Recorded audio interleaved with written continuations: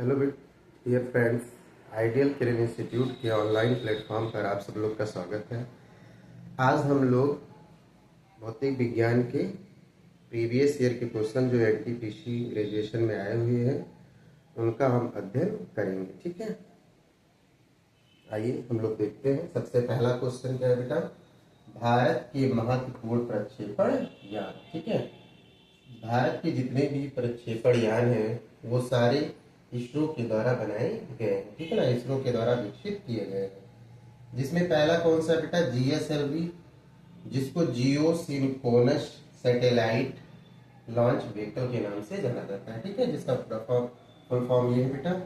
फिर नेक्स्ट है second number पे पीएसएलवी, जिसको पोलर सैटेलाइट लॉन्च व्हीकल यानी ध्रुवीय उपग्रह प्रक्षेपण यान के नाम से जाना जाता है। तीसरे नंबर पे है एसएसएलवी, जिसको स्मॉल सैटेलाइट लॉन्च व्हीकल के नाम से जाना जाता है। हिंदी में छोटा उपग्रह प्रक्षेपण यान कहा जाता है। ठीक है, एएसएलवी अगर ऑगमेंटेड सैटेलाइट लॉन्च व्हीकल, इसको संवर्धित उपग्रह प्रक्षेपण यान के नाम से जाना जाता है। इन सभी लॉन्च व्हीकल का प्रयोग अंतरिक्ष में उपग्रह को भेजने के लिए इसरो के द्वारा किया जाता है। ठीक है बेटा, इसरो के बारे में थोड़ा डिटेल में देख लेंगे बेटा। इसरो क्या है बेटा? इसरो की फुल फॉर्म क्या होती है बेटा? Indian space research organisation. इसका हेडक्वार्टर कहाँ पर है? हेडक्वार्टर इसका बेटा बेंगलुरु में है। इसका हेडक्वार्टर बेंगलुरु में है। और इसके पहले हेड कौन थे बेटा? इसके पहले हेड कौन थे? विक्रम साराभाई। विक्रम साराभाई इसके पहले हेड थे। विक्रम साराभाई को ही भारतीय अंतरिक्ष विज्ञान का जनक भी कहा जाता है। और वर्तमान में इसके 11वें नंबर के हेड कौन है बेटा? बी नारायणन। 11वें नंबर के हेड कौन है बेटा? बी नारायणन। ठीक है बेटा, ठीक है। हाँ, और इसका हेडक्वार्टर बेंगलुरु में है। और इसकी स्थापना हुई थी बेटा 15 अगस्त 1969 ईस्वी को। ठीक है, 15 अगस्त 1969 ईस्वी को। ठीक है, अब कुछ महत्वपूर्ण भारत के मिशन हैं और उनके प्रक्षेपण यान है। इसमें सबसे पहला कौन है बेटा? आदित्य एल 1। ये करंट अफेयर्स की दृष्टि से बहुत ही इंपॉर्टेंट है। आदित्य एल 1 जिसको लॉन्च किया गया था PSLV-C 57 से। फिर EOS 08 जिसको SSLV D3 से लॉन्च किया गया था। एक्सपोसेट जिसको PSLV-C 58 से लॉन्च किया गया था।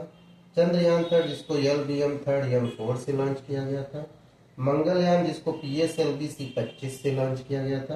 प्रोबा 3 PSLV-C 59 से लॉन्च किया गया था। और बेटा 100 मिशन जो अभी हाल ही में भेजा गया है जिसका नाम है स्टेडेक्स, इसको PSLV-C 60 से लॉन्च किया गया है। ठीक है बेटा, नेक्स्ट क्वेश्चन पे आते हैं। Question number 2।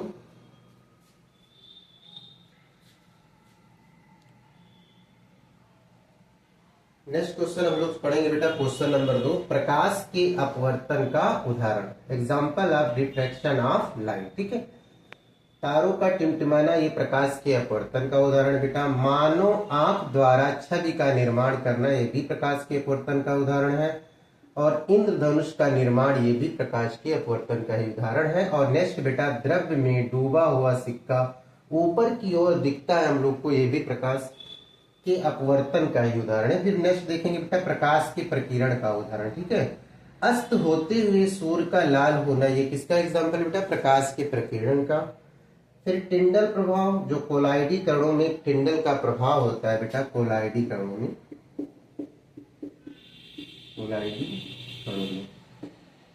वो प्रकाश के प्रकीर्ण के कारण ही होता है। ठीक है, स्वच्छ आकाश का रंग नीला दिखाई देना ये भी किसका कारण है बेटा? प्रकाश के प्रकीर्ण का कारण है।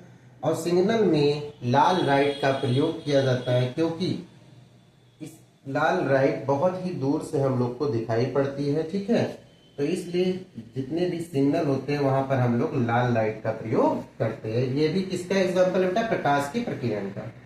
स्वच्छ नेत्र के लिए स्पष्ट दृष्टि की न्यूनतम दूरी कितनी होती है बेटा? 25 सेंटीमीटर। ये बहुत ही इंपॉर्टेंट क्वेश्चन है, कई बार परीक्षा में पूछा जा चुका है। ठीक है बेटा, फिर नेक्स्ट देखेंगे, निकट दृष्टि दोष जिसको इंग्लिश में मायोपिया कहते हैं के लिए प्रयुक्त लेंस क्या है बेटा? अवतल लेंस है, कॉनकेव लेंस बोला जाता है इसको। और दूर दृष्टि दोष के लिए प्रयुक्त लेंस क्या है? उत्तल लेंस, जिसको कॉन्वेक्स लेंस बोला जाता है। ठीक बेटा, और इसको दूरदृष्टि दोष को इंग्लिश में हाइपर मेट्रोपिया बोला जाता है। कलर ब्लाइंडनेस क्या होता है बेटा, अगर नीचे नहीं दिख रहा होगा तो आप सुन लीजिए, इंपॉर्टेंट है। कलर ब्लाइंडनेस क्या होता है, वर्णांतर रोग होता है। इस रोग से ग्रसित व्यक्ति रंगों में भेद नहीं कर पाते हैं। ठीक है बेटा। नेक्स्ट हम देखेंगे कुछ इंपॉर्टेंट एसआई यूनिट है। मैंने आपको मात्रक वाला चैप्टर में पहले पढ़ा चुका हूँ, मात्रक लगभग हमने कवर किए थे। ये कुछ और इंपॉर्टेंट मात्रक है जो एसआई पद्धति में नाम दिए गए, जिनका वैज्ञानिकों के नाम पर मात्रक रखा गया है। इसको भी हम लोग ध्यान से देखेंगे। इधर बेटा राशियां लिखी हैं और इधर इसके मात्रक लिखे हैं। ठीक है। ध्वनि की तीव्रता का मात्रक क्या बेटा, हर्ट्ज। इसको एच और जेड, स्मॉल जेड से डिनोट करते हैं। इसकी खोज की थी हेनरिक रूडेल हार्ट ने, ध्वनि की तीव्रता के बारे में बताया था। इन्हीं के नाम पर इस मात्रक का नाम रखा है। फिर नेक्स्ट देखेंगे बेटा बल। बल का मात्रक क्या होता है, न्यूटन। आप आइजैक न्यूटन के बारे में जानते होंगे, न्यूटन के गति के नियम दिए। आइजैक न्यूटन ने फिजिक्स के लिए बहुत सारे काम किए, बहुत सारे नियम दिए, इसलिए उनके नाम पर बल का मात्रक रखा गया क्या बेटा, न्यूटन। फिर ऊर्जाकार और ऊष्मा का मात्रक क्या है बेटा, जूल। ठीक है। फिर शक्ति का क्या मात्रक है, शक्ति का मात्रक है वाट, जिसको W से डिनोट करते हैं बेटा। और विकिरण फ्लक्स का भी मात्रक क्या है, वाट। फिर विद्युत प्रतिरोध का मात्रक क्या है, ओम। ओम को इस साइन से डिनोट करते हैं। ठीक बेटा। फिर प्रेरक का मात्रक क्या है बेटा, हेनरी, जिसको कैपिटल एस से डिनोट करते हैं। रेडियो सक्रियता का मात्रक क्या है, बेकरल, जिसको बी क्यू से डिनोट करते हैं। विद्युत आवेश का मात्रक क्या है बेटा, कूलाम, जिसको सी से डिनोट करते हैं। और विद्युत चालकता का मात्रक क्या है बेटा, सीमेंस, जिसको कैपिटल एस से डिनोट करते हैं। नेक्स्ट देखेंगे बेटा विद्युत विभव या विभवांतर या विद्युत वाहक बल, इन तीनों का मात्रक क्या है बेटा, वोल्ट। ठीक है। इसको V से डिनोट करते हैं। और दाब यौन प्रतिबल का मात्रक क्या है बेटा, पास्कल, जिसको capital P small a PA से डिनोट करते हैं। विद्युत धारिता का मात्रक क्या है बेटा, फैरेड, फैरेड्स का मात्रक, जिसको कैपिटल F से डिनोट करते हैं। और चुंबकीय क्षेत्र का मात्रक क्या है बेटा, टेस्ला, जिसको T से डिनोट करते हैं। ठीक है। ये सारे क्वेश्चन बेटा NTPC ग्रेजुएशन के प्रीवियस ईयर क्वेश्चन पेपर में आए हुए हैं। इसको आप बार बार रिपीट करिए और अच्छे से इसको रिवाइज करिए। आने वाले समय में भी अब मान के चलिए कोई भी परीक्षा होगी तो उसमें 60% क्वेश्चन प्रीवियस ईयर ही होते हैं। ठीक है। तो पहले आप प्रीवियस ईयर कंप्लीट करिए, फिर नेक्स्ट न्यू टॉपिक इसी प्रीवियस ईयर के थ्रू आप पता लगा लेंगे कि किस टॉपिक से कितने क्वेश्चन आते हैं, तो उस हिसाब से आपको उस टॉपिक को अच्छे से पढ़ना है। ठीक है। आप लोग इसको बार बार पढ़िए और वीडियो हमारी अच्छी लगे तो इसको लाइक करिए, आगे बढ़ाइए और हमारे चैनल को भी थोड़ा सपोर्ट करिए। ठीक है।